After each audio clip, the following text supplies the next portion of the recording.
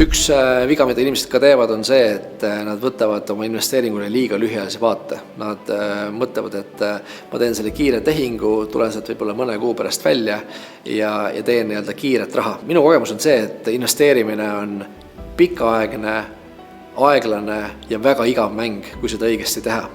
Kui sa tahad sellist adrenaliini, elevust ja kiireid tehinguid, siis sa paratamatult võtad ka oluliselt suuremaid riske ja sageli sa ei saavuta selliseid tulemusi, mida sa teeksid sellise mõõduka konservatiivsema strateegiaga.